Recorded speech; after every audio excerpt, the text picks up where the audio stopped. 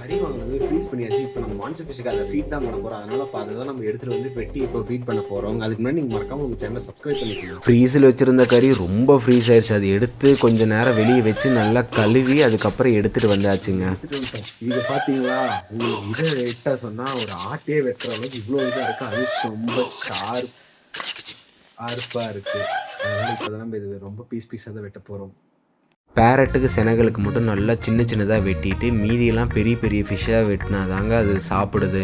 இல்லைன்னா வச்சிங்களேன் பேரட்டுக்கு ஃபுட்டே போக மாட்டேங்குது. ஆனால் கத்தி பயங்கர ஷார்ப்பாக இருக்கும். சும்மா வச்சாவே அப்படி போகுதுங்க. ஒரு வழியாக நம்ம எல்லாமே கட் பண்ணி எடுத்தாச்சுங்க. பேரட்டுக்கு செனகளுக்குலாம் பாருங்களேன் எவ்வளோ சின்ன பீஸாக நம்ம வெட்டியாச்சுங்க. இதை தான் நம்ம அப்படியே நம்ம ஃபீட் பண்ண போகிறோம். பக்கத்தில் போய் அந்த மூடியை திறந்தாவே ஃபீட் பண்ணுறதுன்னு தெரிஞ்சுக்குதுங்க. அதனால் எல்லாமே பக்கத்தில் வந்து நின்றுக்குதுங்க. அரோனா, ஆஸ்கர் எல்லாமே. ஆனால் ஆஸ்கர் தான் ஃபஸ்ட்டு கறியே எடுத்துருவாங்க. போட்ட உடனே ஆஸ்கர் கையவே கடிச்சிட்டாங்க நல்லாவே.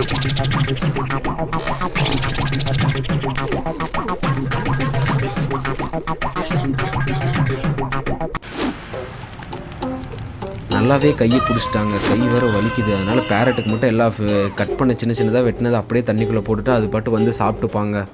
நல்லாவே கையை கடிச்சிட்டாங்க. ஆஸ்கர் வலிக்குது பயங்கரமாக. அதனால் இப்போ நம்ம எல்லாமே சிக்கன் ஃபீட் பண்ணியாச்சு. இதுதாங்க டெய்லி ஹேண்ட் ஃபீடிங் பண்ணுறதுல இதுதான் பெரும் பிரச்சனை. அதுக்கு முன்னாடி நீங்கள் மறக்காமல் நம்ம சேனலை சப்ஸ்கிரைப் பண்ணிக்கோங்க.